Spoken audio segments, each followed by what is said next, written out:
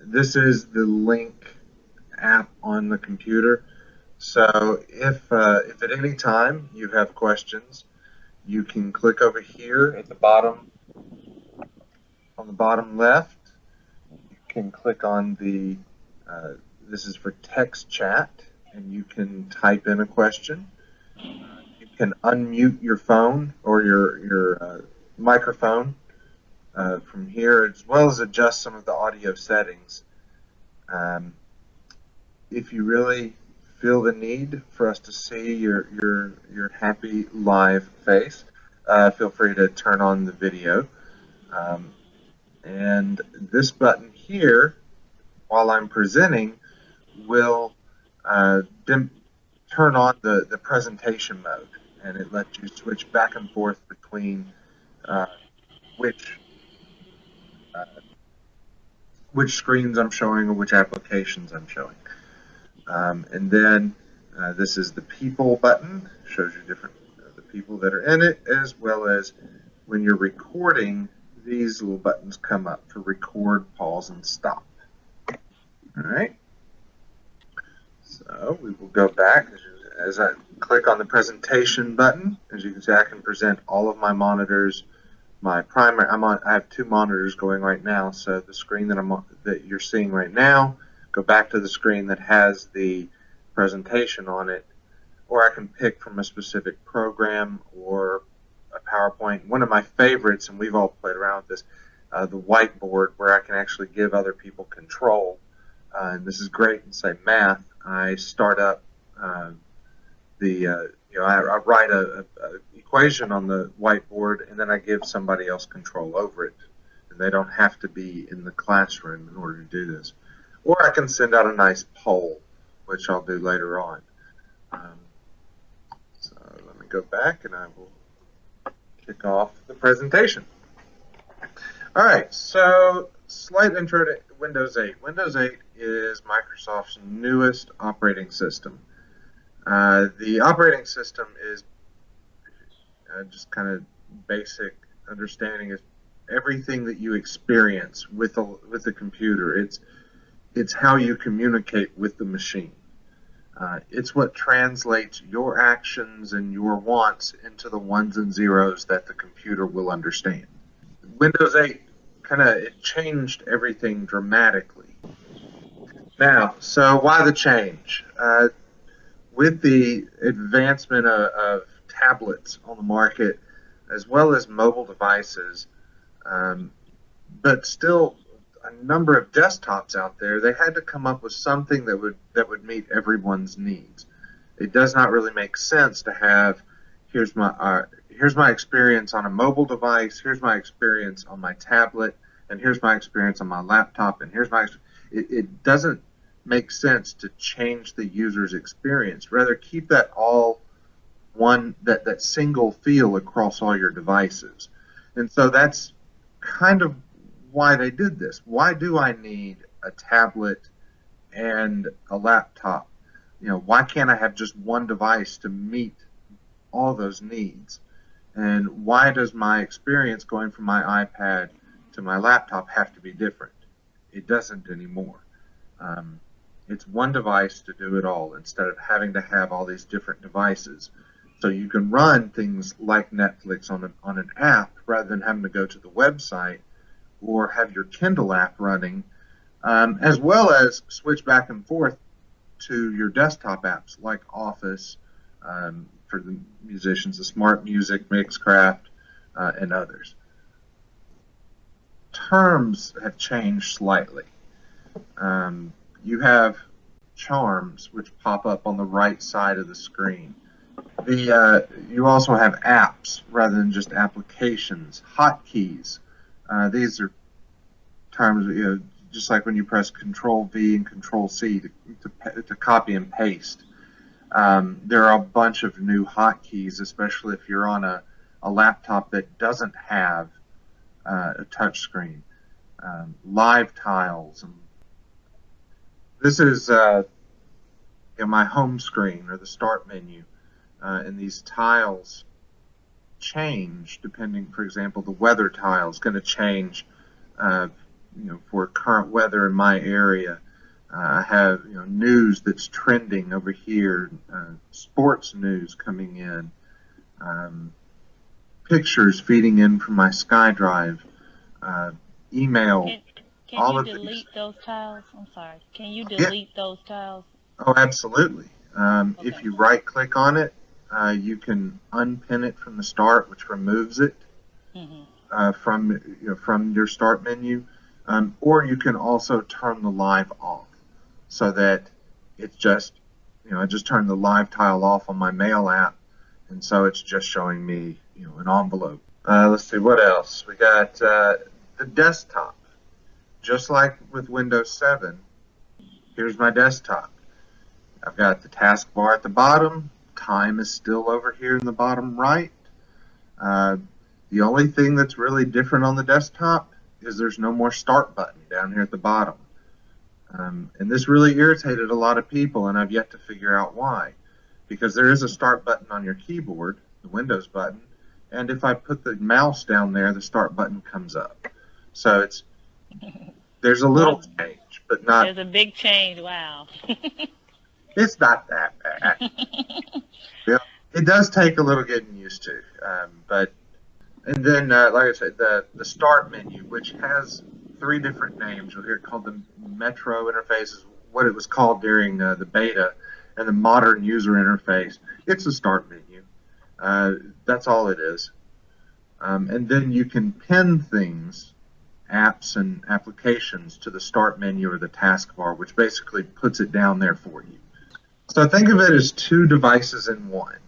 You've got your start menu, so your tablet experience, and then your desktop, just like you've always had.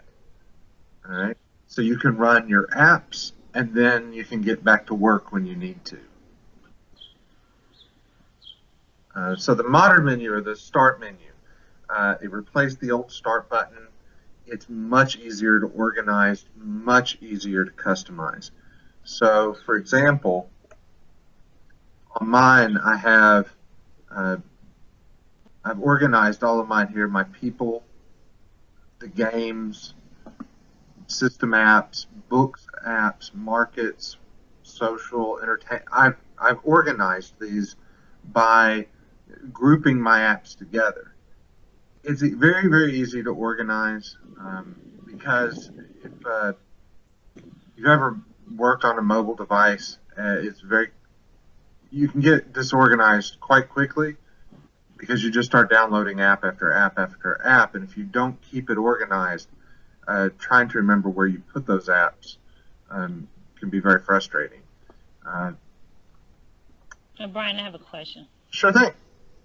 You know, like on a mobile device, apps, you have a limit of, the size of the app, or, how many apps you can put on there because of the space. Will that affect the desktop as well? Yes and no. I mean, the apps themselves are relatively small. Okay. So just like if you were to download a whole bunch of pictures, apps will take space. Mhm. So as you download more and more of them, they're going to take space away because you just have one hard drive. So it's Mhm. going to take some of that space away over time. But overall, they're pretty light. Oh, there it is. The download size of this app is 8 meg. If you look over here in the bottom, Mhm. that is an insignificant amount of space, to be honest. Settings, you can personalize Windows 8 much greater than you could before. You notice on mine, that my picture of Neyland Stadium in the background, my orange background on my start menu. One of the most confusing parts of this is the mixing of personal with professional. So you have, like, in my case, I have my Xbox Live account tied to my school laptop.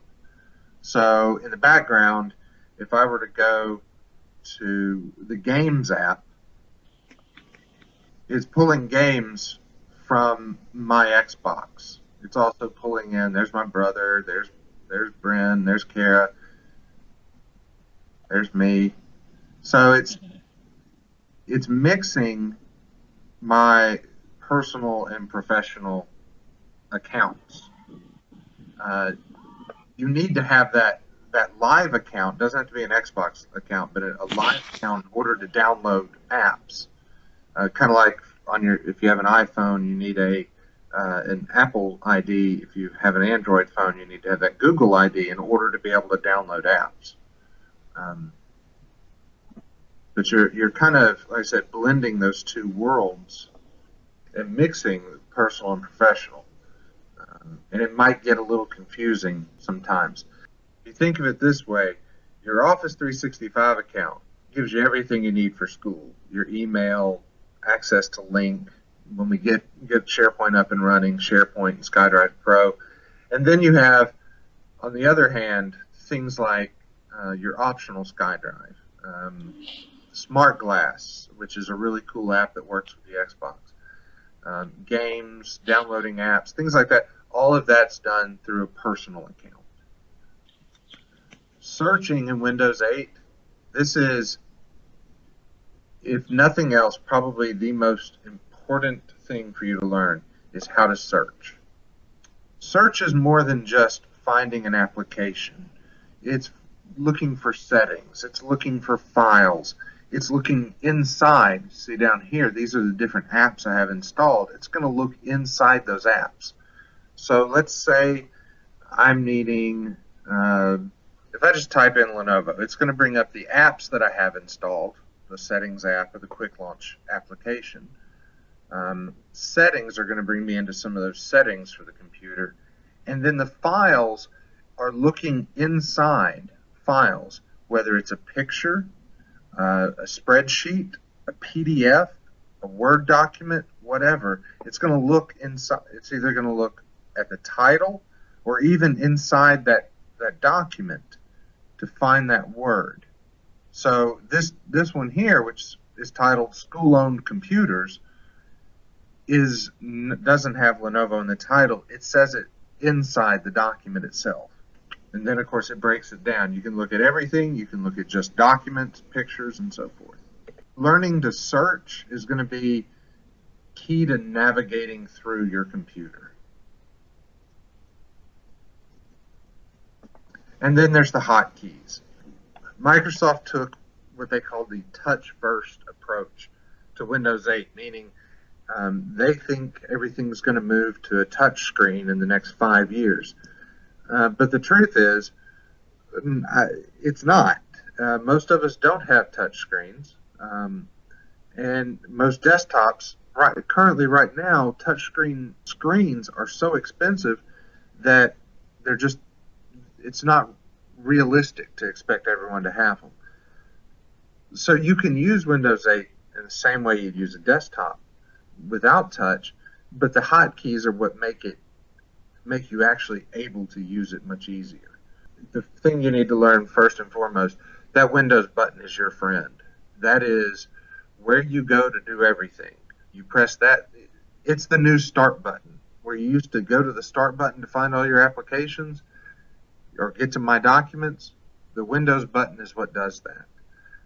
It's what takes you into the start menu. It's what launches the hotkeys. It is your friend. So some of the hotkeys, Windows C will bring up the charms. Windows D will bring up the desktop. Windows P will bring up projection settings. I'll show you a couple of these. Getting back to the desktop, I'll show you some of the neater features, especially like this one, the being able to snap an app. Let's launch the store again. I can take an app and snap it to the side, and then get back to work on whatever else I was doing, whether it be in Word or PowerPoint or whatnot. Something to consider, especially when you're talking about your students. This is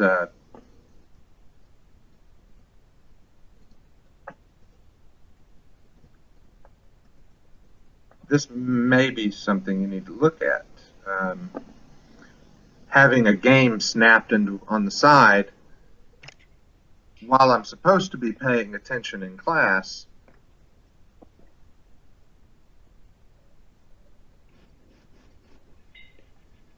so as I'm supposed to be paying attention to my teacher, I'm over here playing games. Now, classroom management is something we've always talked about. You know, if a kid is staring at his lap, he's obviously, and seems quite enthralled. He's obviously not paying attention to you or what's going on in the class. He's probably texting.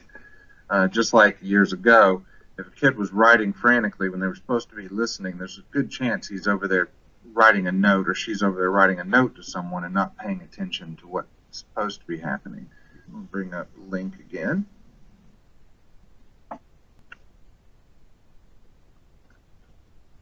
All right. So, I'm going to say with Lync we can do this. We can create polls. So I'm just kind of okay. So I'm going to send this little poll out for everybody. When you're doing these polls, it doesn't give you a list of how everyone responded. So it's not for quizzing. I know we're always looking for easier and faster ways to quiz the kids. It's more for that on the fly, keeping everybody involved and keeping them in the discussion, and also so that you as the teacher can adapt the discussion as needed. If you have any questions, feel free.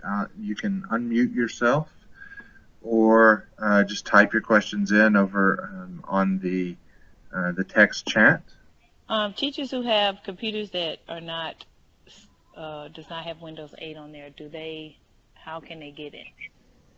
According to our licensing, we can upgrade any of our computers from Windows 7 to Windows 8. So if you want it, you just bring the laptop in and we would re-image it. Unfortunately, it's a re-image. It's not just an upgrade. So we do ask that you have everything backed up and ready to go. Well, if no one else has any questions, we'll wrap it up.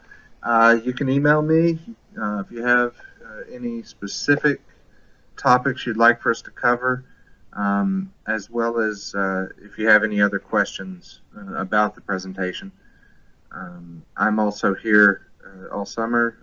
Just send me an email, make sure I'm on campus, or that I'm not on vacation, and I'm happy to meet with you. But we will talk to you later on this summer. See everybody later.